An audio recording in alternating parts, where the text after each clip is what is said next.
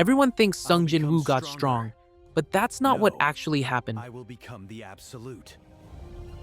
But first, let me give you the complete story, because if you only watched the anime or only read part of the manhwa, you're missing the full picture, and the full picture changes everything about what Jin-Woo's ending actually means.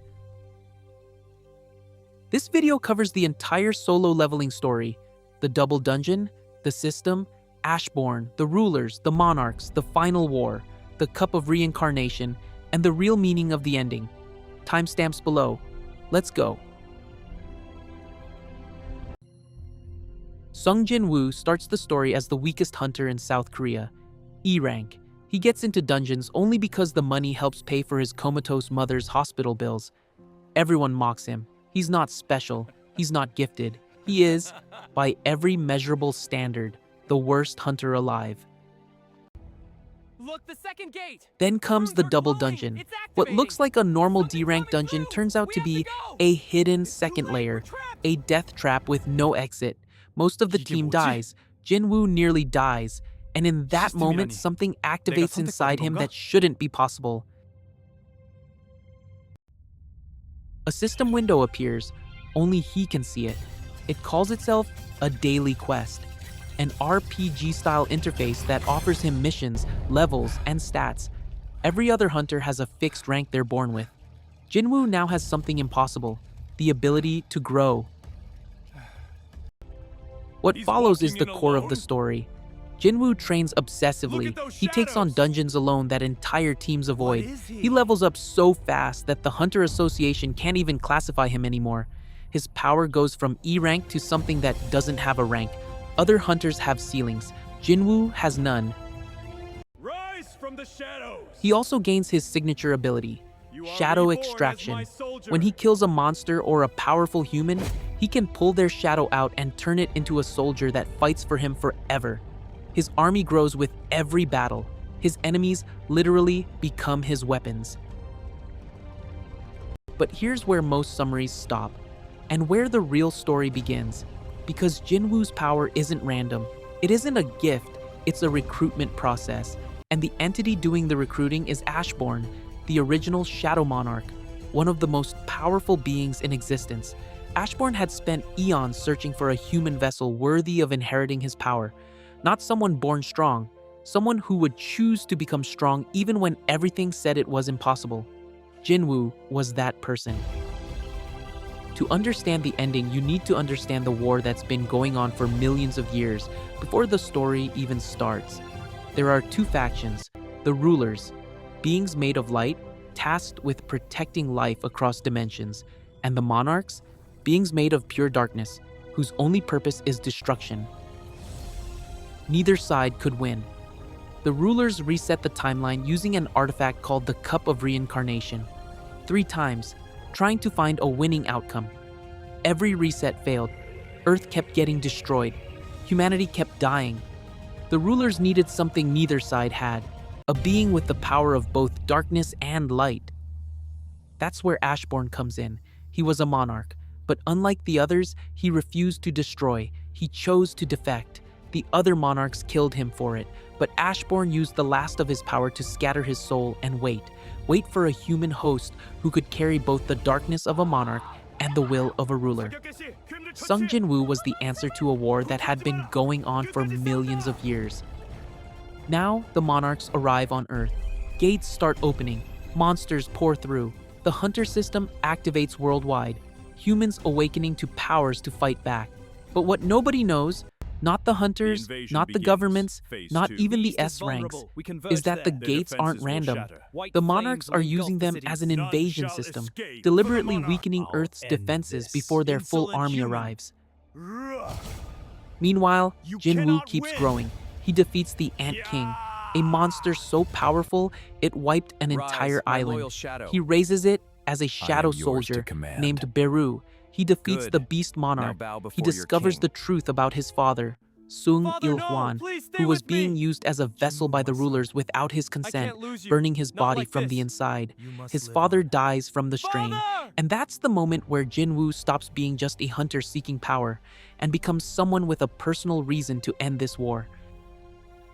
Jin-Woo returns to the double dungeon, where it all started. What And are there, you? Ashborn I am Ashborn, finally the reveals Shadow himself, Monarch. not as an Why have enemy, you appeared as the before being me who to chose forge a Jin-Woo pact with specifically, you? who built the system for him, who spent eons waiting for someone with his exact combination of will, endurance, and heart. And then Ashborn does something no monarch has ever done. He gives Jin-Woo his power freely, not a possession, a gift, an inheritance. Jin-Woo is now the Shadow Monarch, not a copy of Ashborn, not a vessel, the full inheritor, with his own identity, his own will, and a power that combines the darkness of a monarch with the protective instinct of someone who grew up fighting for people he loved. The rulers wanted a weapon. Jin-Woo is something far more dangerous, a monarch who actually cares about humanity. The monarchs begin their final invasion. Not gates, not dungeons, direct attacks. The Frost Monarch freezes entire countries. The Beast Monarch tears through national armies, and leading them all, Antares, the Monarch of Destruction, the Dragon King, and by every measure, the single most powerful being in the entire story. Even the other monarchs fear him. Jin-Woo begins hunting them one by one. He starts in Japan. The Legia Monarch falls first, then the others. Each fight is portrayed not as a struggle, but as an execution. He has become so powerful that even S-rank hunters, the strongest humans alive, can only watch. The gap between Jin-Woo and everyone else is no longer measurable.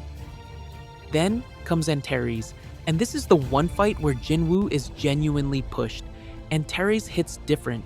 He doesn't just have raw power, he has Dragon's Fear, an ability that paralyzes any being below a certain power threshold just by being near him.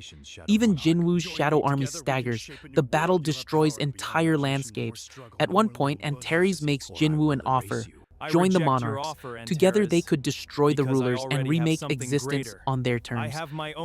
Jin-Woo refuses, and then he does something unexpected. He calls in the rulers, not because he needs help, because he wants to end the war on his terms, not theirs. The combined assault of Jin-Woo's shadow army, his own power, and the ruler forces finally brings Antares down. The last monarch is defeated. The war, millions of years in the making, is over. But then the rulers do something that reveals their true nature. They look at Jin-Woo, now the most powerful entity alive, with the combined authority of both darkness and light, and they get scared. The same beings who used his father as a vessel, the same beings who reset timelines 3 times without asking humanity's permission. They start to consider eliminating Jin-Woo before he becomes a threat to them. Jin-Woo sees it. He stares them down. They back off immediately, because they know what he is now. And that's actually one of the most important moments in the story, because it shows that Jin-Woo doesn't just have power, he has the judgment to use it correctly. He could destroy the rulers. He chooses not to, not because he can't, because he doesn't want to. That restraint, that choice, is what separates him from every monarch that came before him. But the war has cost too much. Too many people died. His father, thousands of hunters, civilians, countries, and Jin-Woo has the Cup of Reincarnation in his hands. Jin-Woo uses the cup. He resets the timeline to before the gates ever open. Then he seals himself inside a dimensional rift, alone, and fights the monarchs by himself. No shadow army, no rulers, just him versus every monarch in an isolated dimension for 27 years of subjective time. About 2 years pass in the outside world. He wins, all of them. Every monarch destroyed permanently, and then after 27 years of fighting completely alone, he comes home to a world where gates never opened, where his mother never fell into a coma, where his father never became a vessel, where Cha-Hai-In has no memory of him. He has to build his life again from nothing in a world that doesn't know he saved it. In the side stories, he becomes a detective. He finds Cha-Hai-In again. They fall in love, they get married, they have a son, Sung Soo-ho, who appears in the sequel, Solo Leveling Ragnarok, and the story closes on something deceptively simple.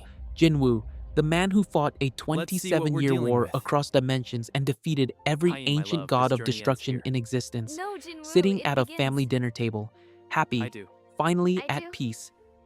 Now, the debate.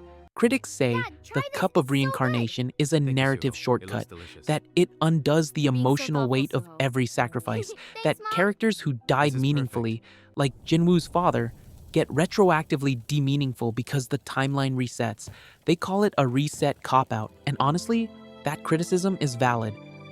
But here's the This defense, ending was beautiful. and It it's a gave me strong one. closure. The Closure? cup was What about that established massive early plot in the hole? story. The art was It's not stunning. a I'm just deus happy. ex machina. Happy? The timeline It's is a a mess. Chekhov's It's about gun. the feels, The not rulers logic. used it Some 3 times existences are before too Jin-Woo heavy for a new existed. world. Its existence is To protect literally the future, reason the some war went pasts on for must so be long. erased. Jin-Woo using He it was here. isn't a He shortcut. fought. It's He the only disappeared. logical The Cup of conclusion to a story Reincarnation, about a a story boy who where every refused to appearance accept matters. any loss From its first he could clue, the prevent. Cup builds And intrigue unlike through the lore and rulers who conflict. reset Each timelines for chapter sets up a strategic climactic reasons, payoff, leading to Jin-Woo a does final it for the resolution. people he lost. That difference History matters. is a burden. My We take, will shape the it. ending is I don't flawed, seek a but perfect earned. world. The story was I just never want really to be about with the them. war. It was about a boy who started with nothing, who This chose to choice keep is not going for when power, every reasonable person would have but quit, for love. and who, at the end, The most had so human much moment power of that the God. only thing left to do with it was protect the people The he journey loved. makes the king. That's the The theme, choice makes and him the human. ending delivers Love it, makes him whole. In imperfectly, the end, but he didn't just sincerely. change the world. If He you want to chose go the world. deeper, next up on the channel, the full TBATE lore breakdown, the complete solo leveling power system ranked, and a video on the 10 manhwa you should read before they blow up in 2026. Links on screen. And I want to hear your take. Was the reset ending earned or a cop-out? Drop it in the comments. I read every single one. The best written ending I've seen in If this years. video Everything explains comes something full you circle. didn't know before, subscribe. New lore breakdowns every week. I'll see you in the next one. Story looks like